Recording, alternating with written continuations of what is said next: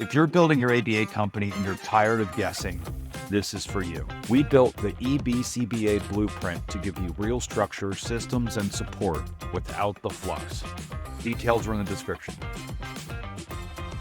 I've already seen this webinar. We went through it, and Steve has put a lot of time and energy into this, and you guys are going to love it. So it's basically just going through what the important parts of are of recruiting for BCBAs. It gets really competitive out there these days. You've got private equity moving into these different areas, stealing employees from people, using tactics that Steve can tell you all about, and how to counter that, and how to go out and recruit your own BCBAs without having $1 million a year to invest in it. Steve's got a long history of recruiting in other industries. He got into ABA because his family is attached to ABA now, just like a lot of us get involved. Steve, take it away. All right, Derek. Everyone, I'm super happy to be here. I have, like you said, Derek said, I have a great passion for the business as well. I have 2 grandchildren, step-grandchildren that are on the spectrum, one nonverbal, and we brought them out to Arizona to be closer to family from North Carolina. So we're enjoying working with them and those 2 twin kids to get them the therapy they need. But again, the passion is there for recruitment. And I'm just going to switch over here. I'm going to go off the camera and just give you a little brief background. I've been recruiting since 1989, actually started right out of high school. I have started now 2 successful recruiting firms, one that was dedicated to case management and nursing. And of course, now I've got Reliatus Behavioral. We started back in 2020. And one of my recent efforts is I put together the ABA.Work job site to help have another way to go for ABAs to advertise their jobs. And we'll talk about that in some other sources here in a minute. But I did want to tell everyone this webinar is really, if you're from like a big box company, and I'm not going to go through and name names, the larger companies out there that work in our space, that they may have a center down the street from you. This webinar is not designed for organizations of that size. This is for the small, maybe startups, or up to mid-size, maybe even regional ABAs. But we want to concentrate on competing with the big boys. And that's how I refer to them, or the big box ABA organizations. But bottom line is we are here to give you some ideas. I'm not going to say that the ideas I have are 100% ironclad and will fit with you. But they very well may apply in a lot of scenarios. So I thought I'd throw in a little fishing meme here. And how many of you, I'm sure, feel like this? I think if I was to improve upon this picture, I'd probably add about 15 more poles, which is what how my company is set up. But that reminds me of a story when probably about near 2002, 2003 timeframe, I had gone to a very well-known river here in Phoenix called the Salt River.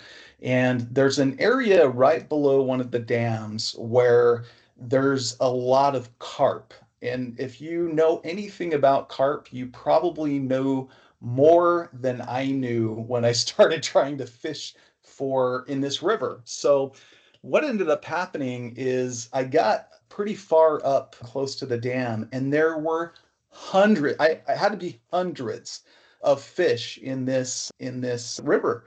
And I waded in, and I kept throwing my line out, and I'm just like, why are these fish not biting? I'm right here. I've got a worm. What is going on? The problem is I didn't know that carp are bottom feeders. They're the low end fish. So you're not going to catch any fish with just general bait, general lures, things like that. They're just not going for it, but very frustrating. So I apply that here to what we're trying to accomplish in ABA. We've got to learn some things that will enable us to compete with the big boys and be able to catch as many as we can. So one of the big things that we're going to cover today is, and one of the themes about me and how I do things is you have to have a plan and you have to have a written plan for your recruiting. It's got to be in writing. You've got to be able to measure it. So we're going to talk about the plan, and we're going to talk about setting up milestones to check in and make sure you're consistent on your recruiting plan. We're going to talk really quick about the stats in the marketplace for available candidates, specifically for BCBAs. We'll talk a little bit about candidates finding you and about you finding candidates. And the big meat of this presentation is going to be a ABA candidate recruitment resource guide that I've put together, and we're going to be sending that out to all the participants. That's where a lot of the meat is that I've given you on this topic, and that's what I call living document. So I'm going to provide you a link as well so that you can go back in and check for the latest and greatest and just help each other out, trying to get. I'm in the same boat. I'm a recruiter, but I'm in the same boat as everybody else trying to find these people. Going back to the plan, I hope you like my meme. I'm not real big into memes, but this one seemed quite appropriate. Sometimes in your business, you know how to help kids. You know how to apply behavioral analysis approaches. A lot of small businesses and medium-sized businesses, they may have a recruiter on staff or an HR department that can handle some recruiting. But again, we have to get a plan. And one of the things I am going to be working on for the future is actually a worksheet, a basic worksheet that you can use to put your recruiting plan together. So that'll be on the horizon here.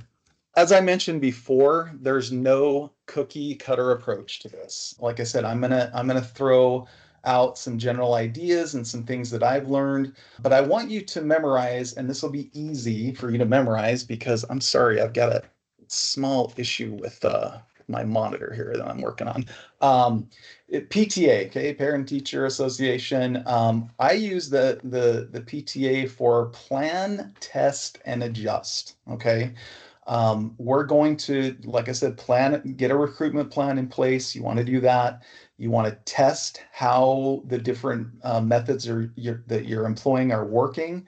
You want to test your advertising with the budgets or limited budgets that you may have. And then, of course, we're going to set up these milestones so that we can go back and we can tweak and adjust. The biggest theme that I'm seeing out there is we have to differentiate. We have to find some things that are different about our particular ABA that are going to entice people to want to come and work there. Now, there's some things that you can do that may not cost a lot of money that can help you differentiate, but the other problem that I'm seeing is in the advertising. So we're going to talk a little bit about that. Okay, let's talk about the stats really quick. So the demand for behavioral analysts, the BACB put out a report back in 2023. So this is a little bit dated information. I do anticipate that the numbers are going to change and they're going to go up. In 2023, based on this research report by Lightcap, there were 65,366 job posts for BCBAs. That doesn't include RBTs. This is just for BCBAs. Of course, California, one of the larger places to advertise, Massachusetts coming in and Texas coming in, and of course the rest of the numbers are going to be spread throughout the country. Now, that's a 14% increase since 2022. I'll be anxious to see what the 2024 numbers are when that comes out. Now, my last check, the BACB was putting out about 5,000 certified or certificates a year. I'm sure that's changed, but folks, it's really just not enough. And what I'm also seeing out there is there's some states that are doing very well to license behavioral analysts, and there's some that are really doing poorly. Arizona is a poor state. It's taking anywhere from 4 to 5 months to get people licensed in Arizona, whereas in Texas, I believe it's maybe 2 weeks. 3 weeks. So I'm interested to get any feedback on that as well as how things are going. So we know that we can't get people going for billing. We can't get all that stuff done until they've got their license in place, if the state requires that. So we're facing just more and more challenges on a daily basis. So we're going to talk a little bit about them finding you. And of course, that has to do with advertising, social media. We're going to talk about Indeed. Okay, that's the big elephant in the room, right? That's one of the things that I think causes more challenges for people advertising, for ABAs advertising, than anything else. And Indeed has really started to, in my opinion, make some moves that are just not cool. So being the largest job board, 20 years ago, it was monster.com or Career Builder. Now it's Indeed. Earlier last year, they had what was called applicant per applicant pricing. And what that meant is when Indeed delivered a candidate to you, you paid. That didn't work out too good for them because I think they started losing money, which is really a tell for me. It's really a tell when a corporation their size just pulls the plug on something that really brings a lot of value to their advertisers. To me, that's problematic. Just on December 18th, they took away the ability for advertisers to contact applicants or candidates who had toggled on a feature where you could make a phone call to them through the platform. Another loophole was that when you would call those people, if you got their voicemail, the voicemail may say you've reached 928-777-3309 or whatever, and all of a sudden you have the phone number. You don't need to go through Indeed. They found that out, and of course they stopped that. They increased the cost of their smart sourcing. Now, smart sourcing is where you can go into Indeed and you can match candidates with your job postings, or you can otherwise do Boolean searches or searches to find BCBAs. They raised the cost of that. So now you're paying, I think for 100 contact credits, it's about $420, something like that. So they're just really doing a lot of things to make it hard for the small guys. Now, the big guys, okay, from my research, the big three, again, not mentioning any names, but the small guys are being dwarfed by those with deep pockets. I estimate they're spending about $50,000 or more each month on Indeed postings. And that's not real scientific, but I did do some research and did a lot of lookups on postings and costs and things like that. The challenge here again is that, like email, these contacts are going to respond, if we're lucky, somewhere probably between 3 and 5%. And folks, what I'm seeing out there from feedback that I'm getting from candidates is, oh, I get 20 of those messages. Okay. Which one are they going to choose? Okay. If everything else being equal is in that opportunity, which one are they going to choose? And what it's going to come down, and a section I've dedicated in my resource guide for you, is let's start with being more creative. Okay. So it's going to be getting more creative, as well as using their AI tools to make each contact a little bit different until we find out what works. Okay. But in my business, which we'll talk about, the agency recruiting side, I don't wait for those contacts to reply. Do I use them? Do I send them out? Of course I do. I have to hedge my bets just like anyone else. But as a true headhunter, I find out where they're working, okay? And I'll call into their work, and I'll be very discreet about that, but that's what a headhunter does. A headhunter does not wait for applicants, and a headhunter does not wait for people to respond to contact requests. So what my biggest recommendation is when it comes to advertising is to diversify and use your budget. If you're going to use Indeed, which I encourage you to continue to use Indeed if you are using Indeed, because they are the biggest, they are the largest, and there are increased chances that you will get what I call the low-hanging fruit, people applying, people that are in active searches. There is that opportunity there. But you need to couple it with spreading your budget out towards other resources. Now, I've partnered with the ABA Resource Center, Ashley Evans. She's been a wealth of resources with her training and test prep and all of the resources that she provides on ABA Resource Center. But her and I have partnered. So she has a job board. I sponsor ABA.Work. So now people that go on either of our job boards and make a posting, you're going to get posted on both of those. There's the ABAI, which is the International Behavior Analysts organization. They have a job board. There's Behavior Live. So there's several different specialized job boards that you can go to for very inexpensive job postings. You can post those positions. And why is that important? Because those sites are building or have built their algorithms on search engines, and they continue to build their algorithms and are surfacing to the top of the Google search results. For very little money, diversify your budget across these different job boards where people are specifically going to look for BCBA jobs. Very important. Now, you should also consider things like Instagram advertising, Facebook advertising, and yes, TikTok if it's still around in a month. But there's too much information for us to share on social media recruiting strategies. That's going to be a completely separate webinar. So be looking for that, and that'll be well worth. Here's another thing that I'm seeing, folks, is job postings look very static, very uninviting, very plain. It's just not going to work. If you want to compete in this marketplace, you've got to overhaul your job postings. And again, that's a whole separate webinar that we're going to do because there's a lot of strategies and a lot of things that we can help you with that are going to help those job postings stand out. I'm not sure if you're all aware, but the BACB has an email distribution offering, and I think it's $300. I've done it, and for $300, they'll send a custom crafted email out to their distribution list. They don't provide you the emails, but they will provide the feedback and the support after the campaign goes out.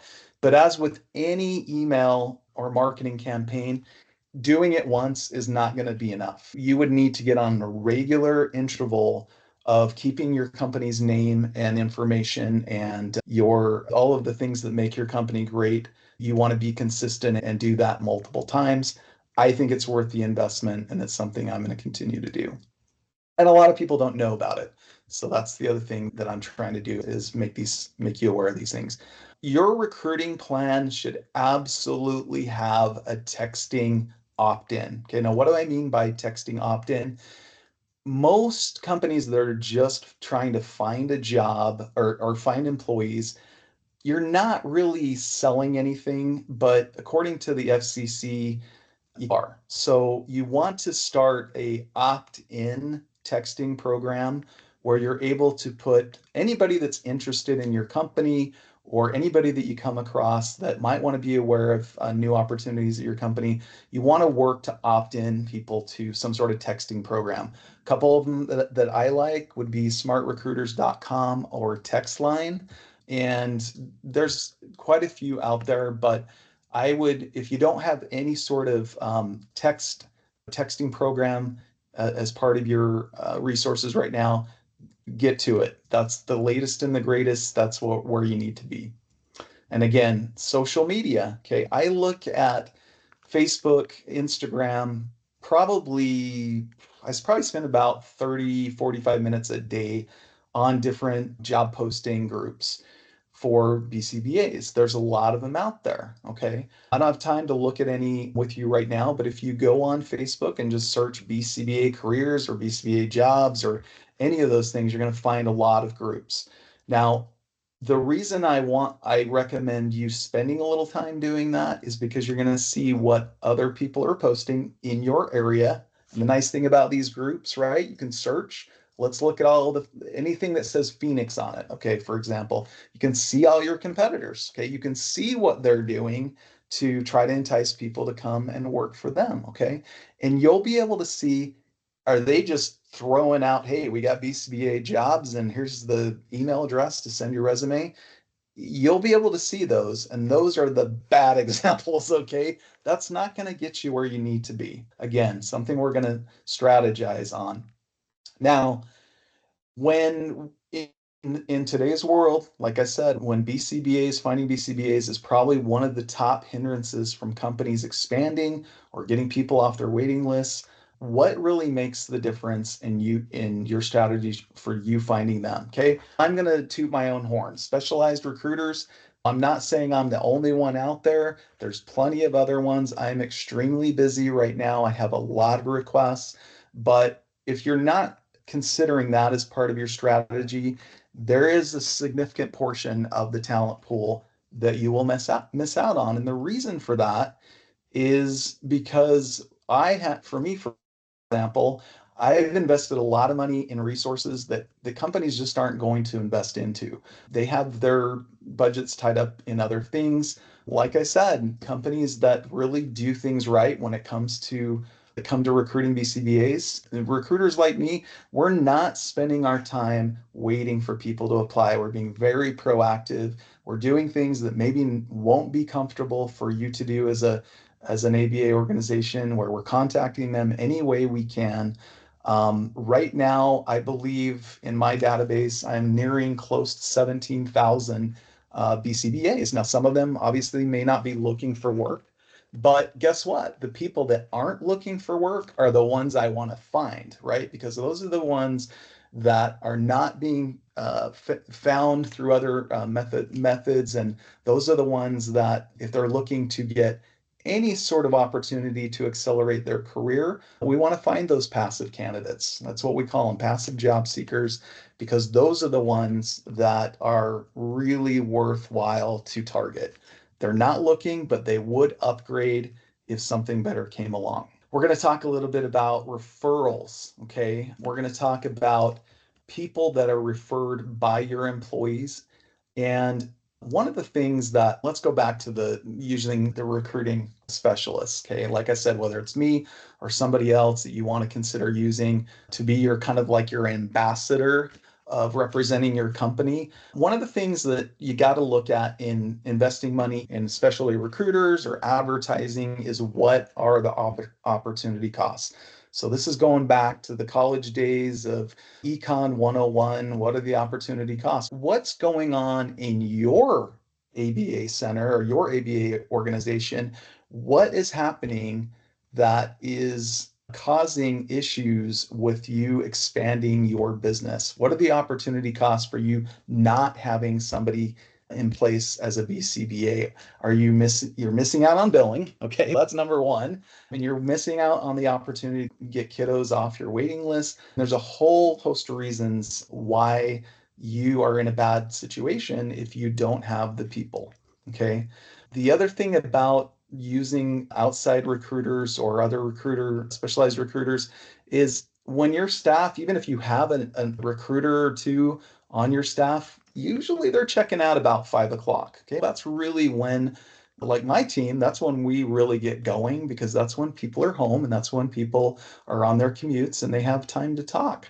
So another advantage, we're always there representing you. We're actually on the phone all day, networking, talking to different people while you're doing your work and focusing on building your business. Okay. And again, I mentioned headhunting.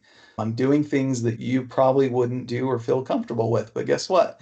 In today's world, we have to do what we have to do. And I've been doing this for so long that I don't make any apologies anymore for just doing my job. And when it comes to investing in using an outside firm, if you got one additional hire per month or even per quarter by using an outside recruiter, I would think you would see the advantage in that and realize that maybe paying a placement fee is not such a bad thing, because you'll be able to recoup your investment and you'll be on your way to more billing and less kiddos on your waiting list. Let's talk about employee referrals. And again, the resource guide that we're going to provide to you is going to talk through a little bit more in detail about some of these things. We're just going high level right now. But employee referrals, this is no secret, okay? This is no trade secret whatsoever that I'm just letting you know about. Your best employees are going to come from, guess who? Your current employees, all right? Or other people that are in the local area in the field. Sometimes people or companies are thinking they're just thinking too narrow, okay? Would it be worth it? Okay, and I'm just going to throw out a number. Let's say you're spending $2,500 a month, maybe $3,500 a month on advertising. Okay. Let's just use those numbers. Okay. Would it be worth it to have an employee referral program that was so robust that you could say, you know what, anybody that refers a BCBA that we can hire, we're going to give $3,500 to? Okay. That seems like a lot of money, right? But think about it this way. Okay. Go back to opportunity cost. If you get that person on board, first of all, I'm never going to refer somebody that's not going to do a great job, right? Does that happen? Of course it happens. But most likely you're going to get a quality referral and you don't have to pay this money out at once. Pay it in intervals. Hey, if you refer somebody that we can hire, I'm going to give you $1,000 right off the bat. Okay. And then when they complete 30, 60, 90 days, or when they're here a year, we'll give you a little bit more of a bonus. Okay, so we've got to think this, my wife thinks this is a crazy saying, but we have to think outside of the box. That's where we're at, folks. We've got to get a little bit wiser about how we're creating these recruiting plans. I think having that type of program is probably one of the best and cheapest things you could do to increase your ability to attract more candidates. That's just where I'm coming from on that. Again, best resource, payment intervals. Another thing, you need to have an active part of your recruiting plan should involve everyone in your company, everyone. And again, we want to get positive reviews. We want to get positive reviews from our employees on Google. We want to get positive reviews from our employees on sites like Glassdoor. Okay, these are where people are going to see if your company is a good company to go to work for. So let's combat any bad reviews that may come up every once in a while by getting really good reviews. And your employees, you should have that in your plan to talk about them reviewing your company every time you do a one-on-one for them or with them. Okay, let's talk about video shorts. Okay, some of you may know that the best way to get traffic driven to your website or driven to your recruiting page or career page on your website is through video. Period. That's what's happening right now with TikTok. I have a daughter, my daughter-in-law, actually the mother of the two grandkids on the spectrum.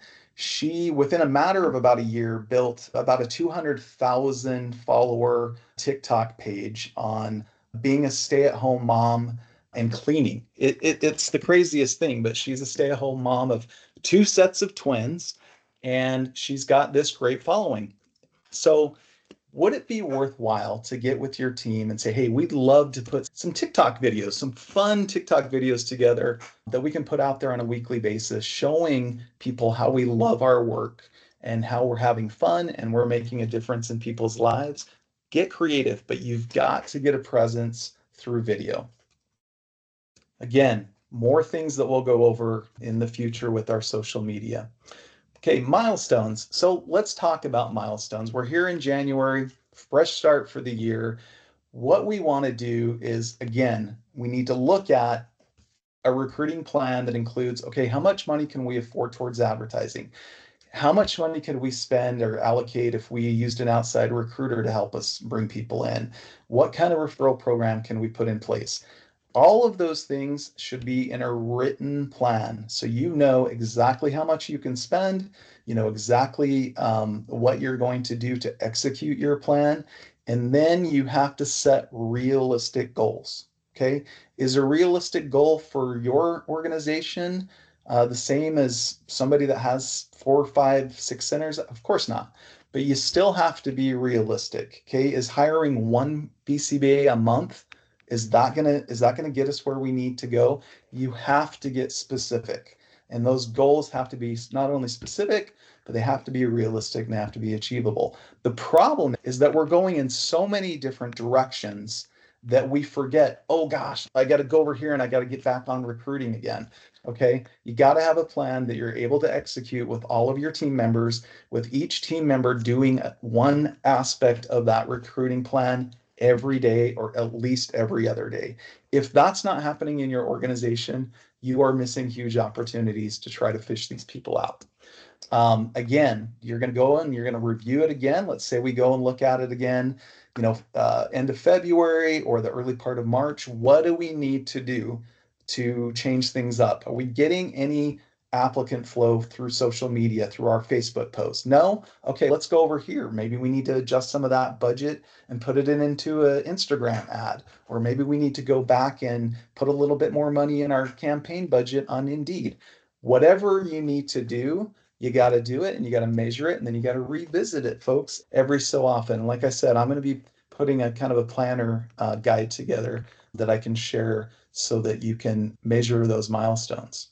Again, I talked about the ABA hiring resource guide. I'm going to go ahead and I will show you if I can get my camera turned on here. This is what the first incarnation looks like. I'm very proud of it. But again, we're going to keep adding to that and we're going to keep enhancing it so that you have more information on putting your recruiting plan together and executing it. It talks about job posting strategy, again, using outside recruiters and why that cost makes sense. It has some specific information on things that you can do that don't cost a lot of money that will attract people to your organization. Or we talk a little bit about sourcing. Okay, where is the greatest source of your candidates coming from? Like I said, if something's working well, you adjust, you put more budget into it, you try to maximize those things. I think we can all learn just scrolling through some of these Facebook pages to see what would entice us if we were in a job hunt and what is just plain Jane, they're going to scroll right past it. So again, we're going to try to dive in a little bit deeper to help you understand what things are going to be effective and what things are just simply a waste of whoever's time that's going on these social media sites and posting this stuff. And again, we're going to give you some additional resources. I'm giving you some different websites you can use, different places to automate your graphic design for your postings or to make videos. That's all going to be in the resource guide. So, upcoming webinars. I know Derek mentioned a few things. One of the ones that we're going to dive into probably next is writing compelling job descriptions and getting noticed more on some of those advertising sites. Again, social media and a whole bunch more. We wanted to go pretty high level because we know that the biggest benefit is going to come from these focused webinars as we start to go throughout Q1 and then into Q2. You got to do everything you can to put more poles in the water, so to speak. And I think as you go through the resource guide and you see some things that maybe you're not doing that you could do or that you should do, anything that you do to make any improvement over where you are at now is going to be better than what you had yesterday. Definitely encourage you to follow every suggestion that you feel is within reason based on the size of your organization. We have to compete with these big box companies, these big boys that are spending the $50,000 a year on their job posting advertising. And we can do it. You can make a difference. But again, 2 key points, you have to differentiate. Just saying that your organization is a great place to work and those types of things, it's not going to cut it anymore. You've got to have some standout things. Now, I'm going to tell you what I've seen and heard over the last probably 2 or 3 months is that people, by and large, are not real incentivized by billing bonus programs or billing incentives. They're great if you have that. Of course, I've talked to people that are making another $500, maybe $600 a month. because their billing is over a certain threshold. But at the end of the day, for long-term loyalty, it's going to be quality over quantity. BCBAs want to spend the time necessary to put those plans together for the RVTs to put into motion. And if they're working excess amount of billing hours per week, they're going to burn out fast and they're just not going to stick around. And I've seen that firsthand. I get people all the time that are in that situation. If you have an incentive plan, I'm not discouraging that, but I'm just telling you what I'm seeing out in the marketplace. The ABA Business Challenges Facebook page is a wonderful page.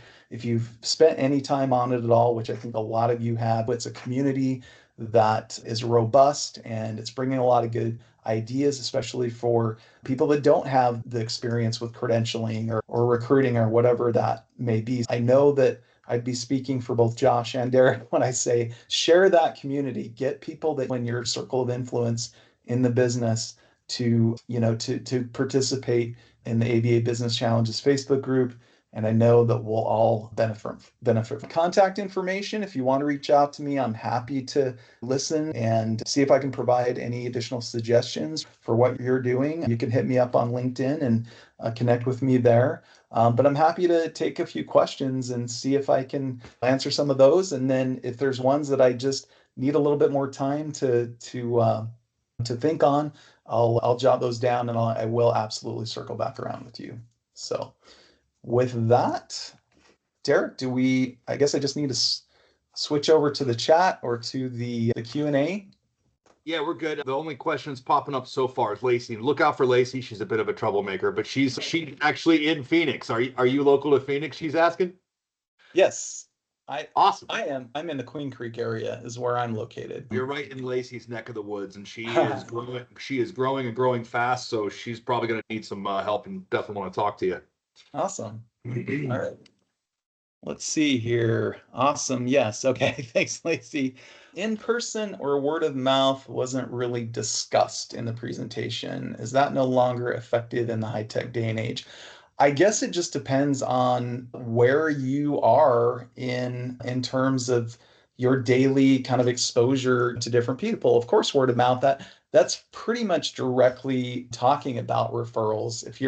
If you've got anybody in any position within your ABA, if you are incentivizing them enough to get the word out, then yeah. But let me use another comparison. How many of us get emails with surveys and it says at the bottom, oh, this will only take 5 to 10 minutes? Okay. We delete those. I delete those all the time.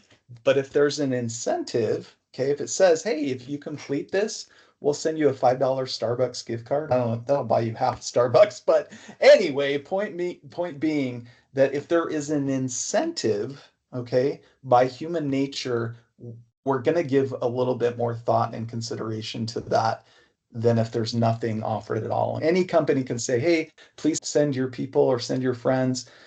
It's all going to depend on their experience with your company. And that's why reviews, okay, gotta be building those.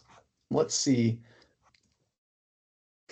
That's one of those loopholes. And I say this all the time. Like if you're, it's tough to get reviews in the ABA therapy industry because if you're a BCBA and you're following the code of ethics, you're not allowed to ask your clients for reviews, right? So, or referrals or anything like that. So use that tool on all the platforms, Google, Facebook, recommendations, whatever. When you're doing your employee performance reviews, mention to them like, hey, this is something that you can do. That makes it easier for us to recruit other high quality employees like yourself. Would you mind, sharing a review of what it's like to work here? Also, your other associates in the area, maybe other BCBAs that you're friends with that you maybe have collaborated with in the past, leave each other reviews. Talk about it. You don't have a review doesn't have to come from a client. A review should be coming from people who know who you are, who understand the way that you do things and are comfortable recommending you. So that's what those reviews are all about. Yep. And I just put the link for the BACB. Just go on their website and there is a link that talks about their email distribution lists. And again, I can't reiterate this enough. If you go and do it and pay the $300 one time, it's not going to be effective. You need to revisit that. It's not very much money. in my opinion. But again, it's about diversifying your strategy. And so I plan on doing it probably every month if I can. But again, we have to look at the give and take. Who wants to get an email every, couple of days from the PACB about something or other? We have to be smart about that. All right. Awesome. See okay, let's see. Would say that going to college and recruiting expos would be a good place to spend funds. I did about 6 different events last year, and I can tell you that probably maybe 1 or 2 of them were worthwhile. It's just not really where people are at anymore. I think that in today's world, it's all going to be what is available on their phone. Okay. How can we get to people where they're looking at their phone and they're going to be able to find that information, apply for jobs? More and more people are applying for jobs on their phones. So we got to figure out how to get them on their phones. Personally, if there's anything worthwhile in attending, it would be conferences that are specific to ABA, of course. And what I found is that some of those do a tandem kind of not only in-person job fair, but a webinar type job fair or virtual job fair. So those may be a good place to get your company exposed to. It's just one additional thing, but I would say it's not as effective as it used to be 10, 15 years ago, where you'd go down to the convention center for a job fair. It's just virtual job fairs are a thing, but I just don't think it's the most effective. Yeah, and you're going to get a lot more bang for your buck on the social media side, which we're going to cover in an upcoming webinar for sure. I'm also looking forward to the job description webinar. We're putting together our program now I'm a nerd on organizational strategy, right? And organizational strategy is a requirement, your operating system for your business. So we're building a program to go through the E-Myth revisited organizational strategy, setting up your business, the basic building blocks. And the second stop on that process is job descriptions. And tell me what you think about this, but I'm a firm believer in when you're building your org chart and you have your roles there, that when you write that job description, it should be good enough to use as your advertisement for a job opening. Yeah. There's one other comment here from Lacey. We changed our B1 and we are getting way better applicants. BT, am I missing an acronym here? Yeah, she's saying she changed her job description for job behavior description. therapists, and Okay. and now they're getting it. It's Yeah. everything. You're telling them what the role is, and if Yeah. if they're not fully informed, it's difficult to get good applicants. Lacey, what did you change? What did you change that got you better applicants, Lacey? That's interesting. Yeah. I'm interested in, oh, here she goes. Okay. Yeah.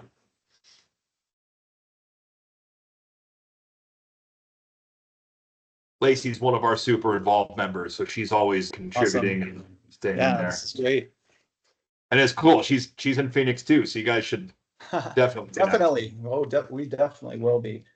One other thing I'll just mention while she's typing again is when it comes to salaries, okay, that's another big thing. We've seen a shift because of what? Supply and demand. We've seen a shift in salaries in a lot of the different markets. So in the resource guide, I pose a question to you, okay? Of all the things that you could offer to potential candidates, is salary number one? It's not. It's absolutely not. But is it in the top 3 to 4 reasons why somebody accepts one job over another? It is. So I'm just going to quote really quick, and then I'll get back to Lacey. I know we got to wrap up, but if you, and this again, this isn't a market specific example, but if you paid an experienced BCBA 95,000, okay, and your competitor for the same person would pay them $105,000, okay, guys, you have to look at the dollars and cents here. The difference on a daily basis is $27.67. My question to you is, Would it be worthwhile to attract people with a higher salary and take and see if can we find $27 a day more responsibility for that individual to make our value return? Okay. What's the difference in you attracting somebody with a 105 versus a 95? Huge.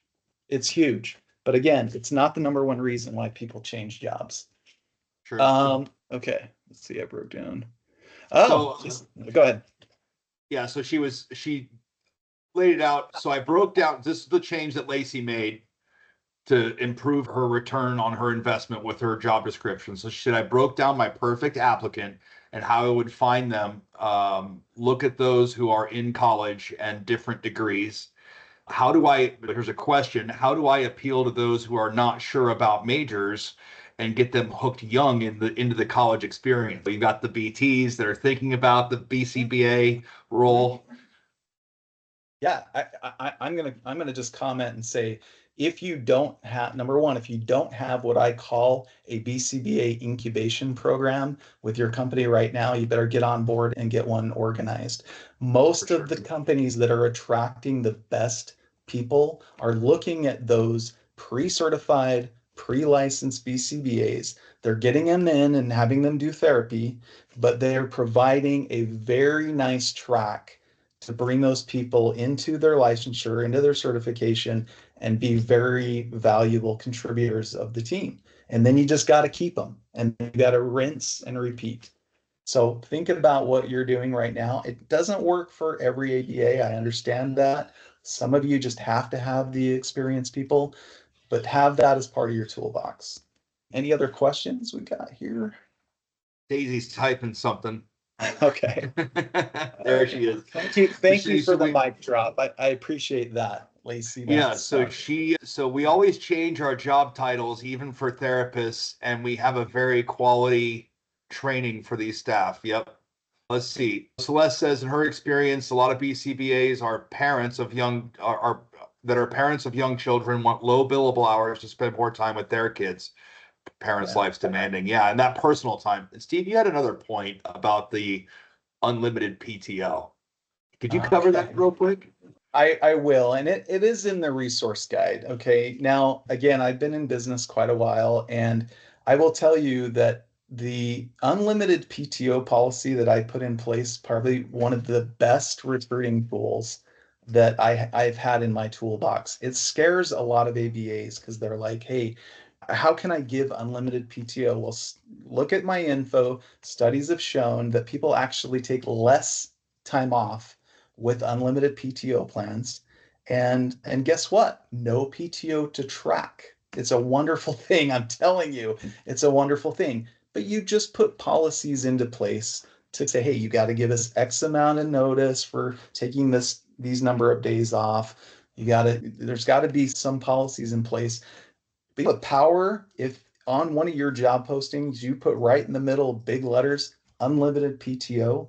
Again, it's not for everyone, but there's some studies, and I did link those on the resource guide, so you can go and do a little reading about. And though there's things like that, and giving more holiday pays.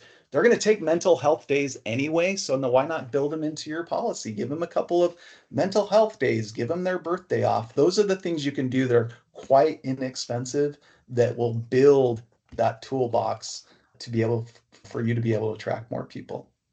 And this comes back to your organizational strategy, your role descriptions, what your key outputs are for each of those roles, what your expectations are, how are you tracking performance of your those employees that are in those roles and positions, and you set those benchmarks. And if PTO has to be taken, they need to have somebody to fill their spot. They need to make sure that you're giving you enough notice.